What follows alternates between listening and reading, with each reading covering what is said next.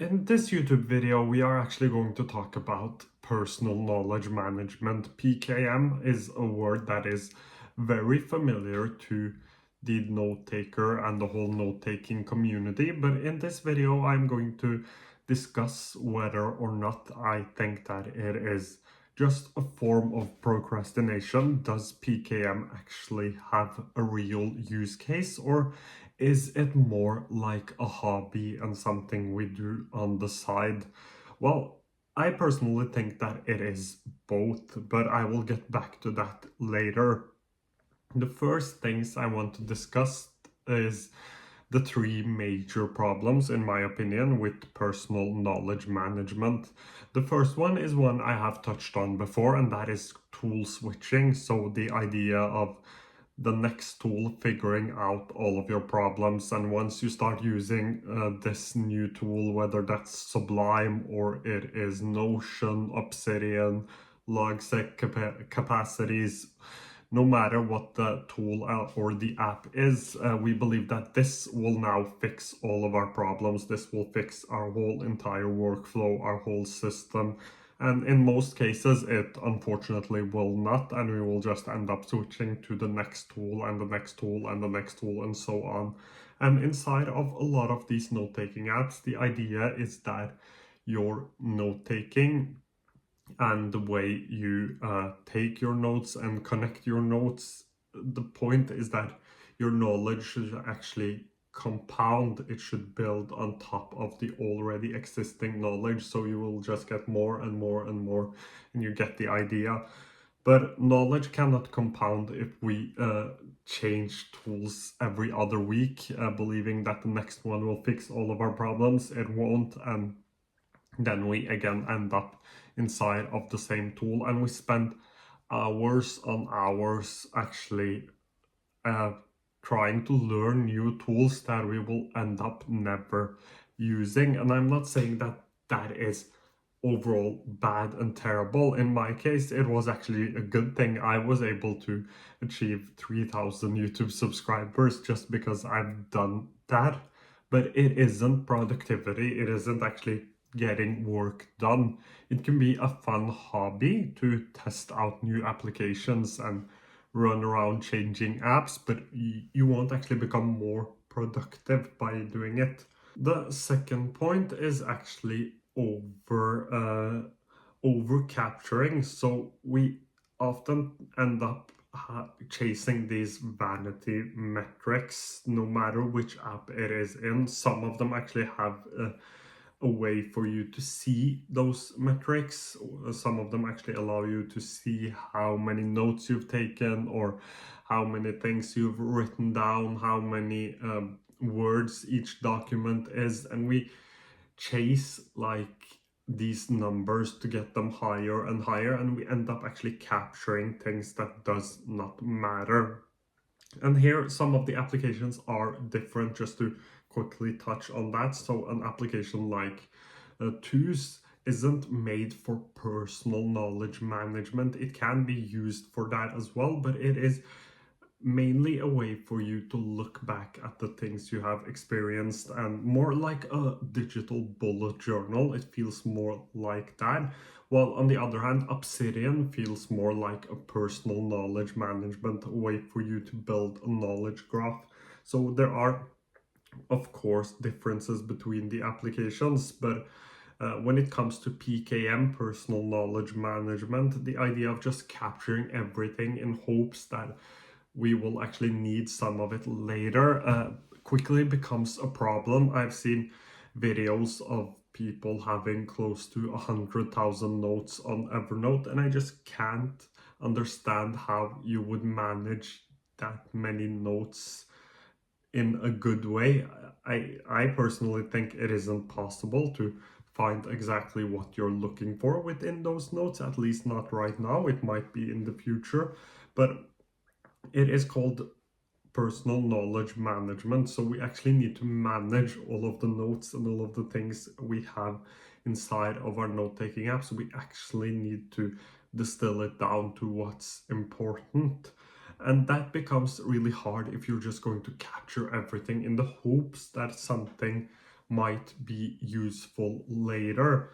So most of the things I capture aren't actually useful, but I am a digital hoarder, so that isn't a problem I will be able to fix.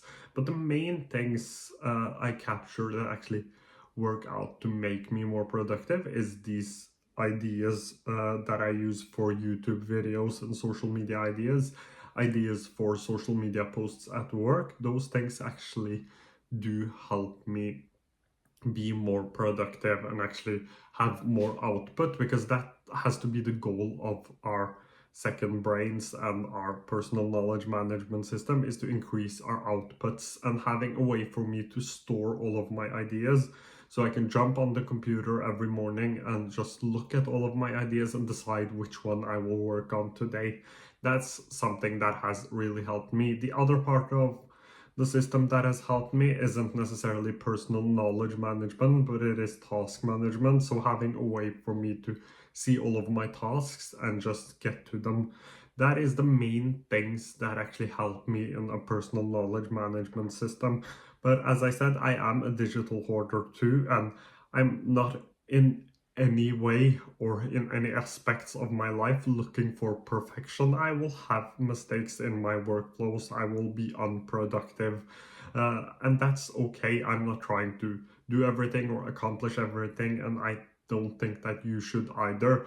You're allowed to have some things that aren't optimized, or some things that would be considered mistakes or the wrong things, wrong way of doing things. All of that is okay, and you shouldn't chase perfection in your system. That isn't the goal.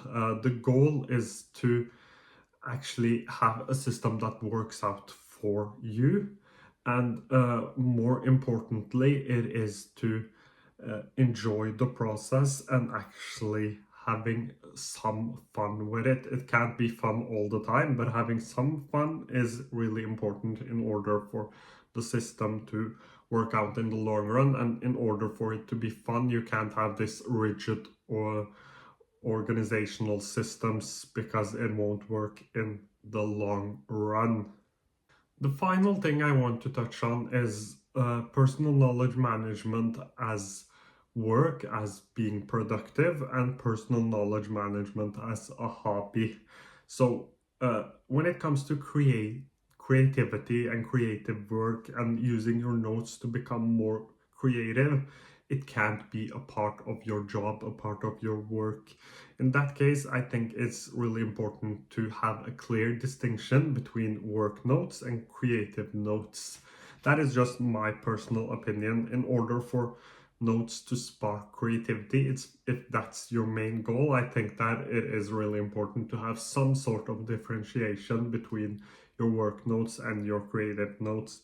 But personal knowledge management isn't just a thing for productivity, it can also be a hobby and something that you think is just really fun doing. I have a clear distinction between those two things. So, from around 8, 9 in the morning until 6 in the evening, I'm at work, I'm working. So, in that case, I only use my quote unquote main applications. So, the applications I use on a regular basis, that is things like tools, and I have my mind in there, and I have voice notes AI in there. So I have some I use for productivity. But when I get home from 6 to 10, 11, I actually spend time in different applications, because that is my hobby, that is something I find fun doing. And in order for your second brain to actually make you more productive, you I think you should have a clear distinction between those two things, because testing out new applications and trying out new workflows, it is really fun, and you should be allowed to do that. But in order for your second brain to work, but also for you to test out different applications, you have to have a clear distinction. The way I do it is that I use time. So when I get home from work around 5:36 every day, that means that my workday is now done. Now I can go have fun, play around. It is just like when you get home from work and you sit down and you watch Netflix. You won't do that at work, but you will do that as soon as you get home.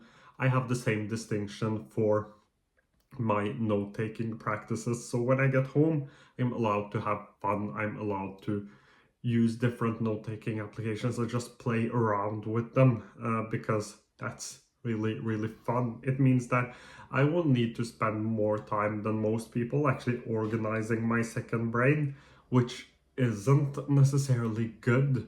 But the way I do it is that I'm not doing that I'm not doing the organization when I am working. I'm actually doing the organization as a substitute for things like gaming or watching Netflix, because I find it more fun to test out note-taking apps and to go through my notes and to just organize my different notes. But I will never spend time organizing while I have to get something out on social media. So whenever I'm using my note-taking apps, I have most likely filmed the YouTube video. I tend to check them when I'm working as well, because I have valuable notes in there.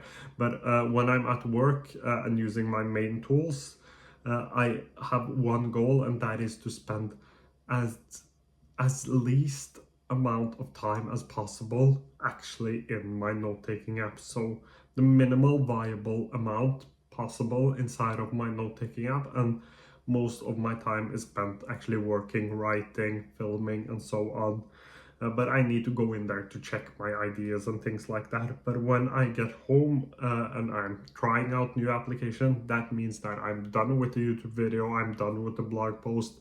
I've been at work for 8 hours and I've pushed out a lot of content on our work channels. Then I would say that you should be allowed to play around with the apps if that is something you want to do. But do not consider organizing, do not consider testing out new applications and workflows as work, because it isn't have a clear distinction between those things. And if you do that in a good way, a personal knowledge management system, a second brain, can actually make you more productive, because whenever we have ideas, we tend to forget them. So I would say that the most important thing in your personal knowledge management is your personal idea management and all of the resources that goes into that idea. But in general, I would say that a personal knowledge management system is a good thing, but it can end up being a way for you to procrastinate instead of doing actual work. If you enjoyed this video, please do subscribe, like. I do a lot of tool reviews. I talk about personal knowledge management and productivity in general, and I try to talk a little bit about mental health as well. Thank you so much for watching today's video, and I hope to see you again quite soon.